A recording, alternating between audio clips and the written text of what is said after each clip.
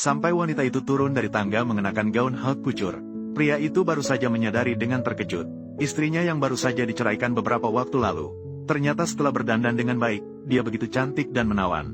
Dan penampilannya yang megah langsung menarik perhatian semua tamu. Mereka semua membicarakan wanita di depan mereka yang secantik bunga. Pasti dia adalah salah satu bintang besar yang legendaris. Namun, adik ipar yang tidak mengerti batasan, justru ingin mencari masalah dengan wanita di acara yang begitu meriah ini. Kenapa kamu bisa datang ke tempat seperti ini? Jika kalian bisa datang ke sini, tentu saja saya juga bisa. Kami tidak selevel denganmu. Hari ini adalah pertemuan investasi Nagano. Kakak ipar saya datang sebagai bintang untuk mengikuti pemilihan pemeran. Gadis desa kampungan sepertimu tidak layak dibandingkan dengan kami.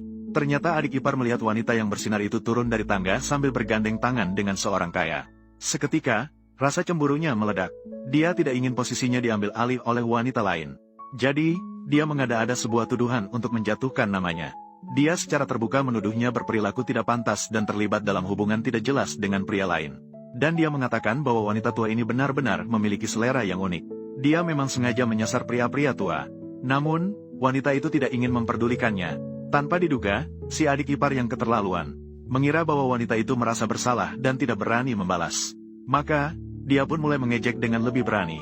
Dia bertepuk tangan dan memanggil semua orang untuk melihat. Dia ingin mengutuk wanita tak tahu malu ini dengan baik. Wanita yang bernama Jiang Wan ini. Beberapa hari yang lalu, dia sengaja mendorong kakak ipar saya jatuh ke dalam air, mengakibatkan dia mengalami keguguran. Setelah diusir oleh kakak saya, dia malah menggoda pria tua. Sungguh tak tahu malu dan sangat hina. King, kamu sudah keterlaluan. Takut dengan apa yang saya katakan, tetapi itu adalah kebenaran. Jiang Wan, jangan marah juga. Kamu begitu merendahkan diri sendiri. King juga melakukan ini untuk kebaikanmu. Mendengar perkataan dari adik iparnya, wanita itu tiba-tiba menjadi pusat perbincangan. Semua orang mulai melontarkan kata-kata kasar padanya. Berbagai kata-kata yang tidak pantas langsung menghujani wanita itu. Melihat situasi itu, wanita bermuka dua dan adik iparnya menunjukkan senyum puas. Jadi, dia melepaskan tangan mereka dan bersiap. Wanita itu datang hari ini bukan untuk berdebat dengan mereka. Dia tidak ingin terlibat lebih jauh dengan kedua orang ini. Jadi, dia melepaskan tangan orang itu dan bersiap untuk pergi. Namun, adik iparnya tidak mau menyerah. Melihat wanita itu mengabaikannya, dia malah marah dan ingin memukul wanita itu. Namun, wanita itu dengan mudah menghindar dan membalas dengan menamparnya. Akibatnya, pria yang datang tidak sengaja melihat adegan adiknya dipukul. Mantan istri. Dia segera maju dan mulai memarahi tanpa mempedulikan situasi. Mantan istri sebelumnya. Ditambah lagi dengan kebohongan jahat dari bibi yang kejam. Dan wanita bermuka dua di samping menambah bumbu. Ini membuat pria semakin percaya bahwa mantan istri yang mengganggu dan menyakiti King bagaimanapun juga adalah bibi kamu. Apalagi kamu yang salah sejak awal. Bagaimana bisa kamu memukulnya di depan umum? Kuo Linghan, apakah kamu buta? Apa kamu tidak bisa melihatnya? Mereka berdua bersatu untuk menyerang saya. Baik itu 3 tahun yang lalu atau hari ini. Linghan, saya tidak. Ruo Yun adalah orang yang paling lembut dan baik hati. Kamu bilang dia dan King menyerangmu. Lalu mengapa mereka tidak menyerang orang lain? Pasti kamu juga salah sejak awal. Melakukan kesalahan tetapi tetap tidak mau meminta maaf. Apa bedanya dengan wanita kasar? Linghan, saya tidak ingin menjadi pemicu pertengkaran kalian. Saya lebih baik pergi. Itu bukan salahmu. Jiang Wan, seandainya kamu memiliki setengah dari kebaikan hati Ruo Yun, saya dan kamu tidak akan sampai pada titik ini. Saya benar-benar gila, sampai bisa memiliki harapan terhadapmu. Bahkan kamu membuatku merasa jijik.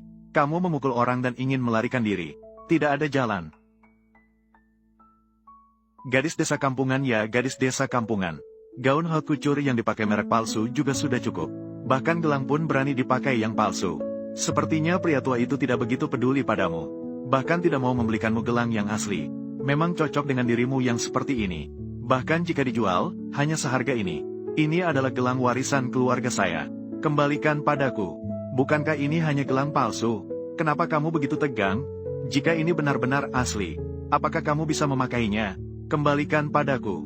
Justru semakin kamu menginginkannya, semakin aku tidak akan memberikannya. Kakak Wang, saya ingatkan kamu. Gelang ini sangat penting bagiku. Bukankah ini hanya barang dari Yiwu? Harga grosir saja bisa bernilai 80 yuan, itu sudah bagus. Ingin sekali. Zai King. Aku memohon padamu. Menarik. Ayo, katakan sekali lagi. Huo King, tidak peduli apapun perselisihan di antara kita. Tapi gelang ini sangat berarti bagiku. Jadi, saya mohon kembalikan kepada saya. Ini masih bisa diterima. Sayangnya, Nona besar hari ini sedang tidak mood. Saya tidak suka melihatmu. Jangan harap bisa mendapatkan gelang ini. Wanita itu hanya bisa melihat gelang yang dianggapnya seperti nyawanya dihancurkan. Seketika, dia merasa sangat sedih dan berjongkok di tanah. Dengan hati-hati, dia mencoba menyusun kembali pecahan-pecahan itu menjadi bentuk semula. Namun, ini jelas tidak mungkin dilakukan. Ternyata gelang ini adalah satu-satunya barang yang ditinggalkan neneknya sebelum meninggal. Jadi, selama bertahun-tahun, setiap kali wanita itu merindukan neneknya, dia akan mengeluarkan gelang itu. Hanya dengan cara ini dia merasa seolah neneknya masih ada di sampingnya. Barang yang begitu berharga itu dihancurkan tanpa ampun oleh adik iparnya. Api kemarahan dalam hati wanita itu seketika mencapai puncaknya. Namun, wanita bermuka dua yang tidak tahu diri itu justru ingin menabrak dirinya. Dengan nada sinis, dia menyatakan bahwa adik iparnya masih muda dan tidak mengerti. Jangan sekali-sekali berdebat dengannya. Setelah itu, dia mulai berpura-pura bersimpati. Menanyakan kepada wanita itu berapa harga gelang rusak ini. 200 yuan. Cukup tidak? Kalian berani menghancurkan gelangku. Jiang Wan, bukankah itu hanya gelang rusak? Apakah kamu begitu peduli? Gelang rusak.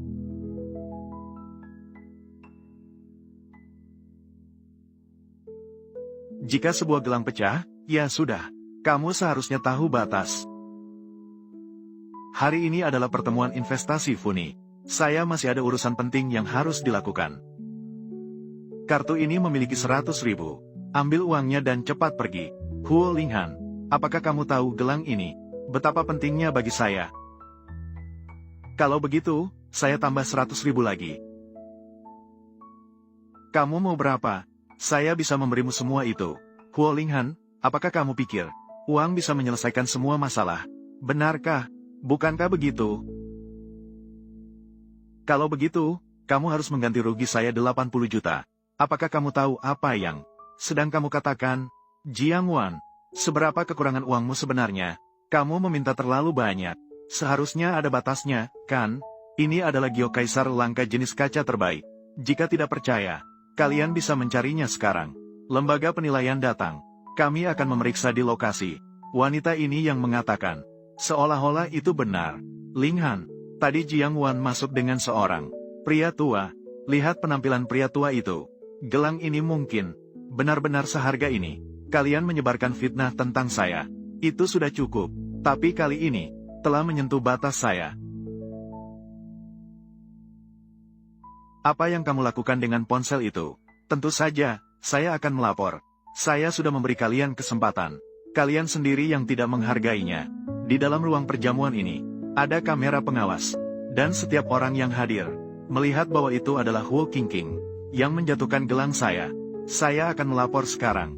Tidak akan ada perdamaian.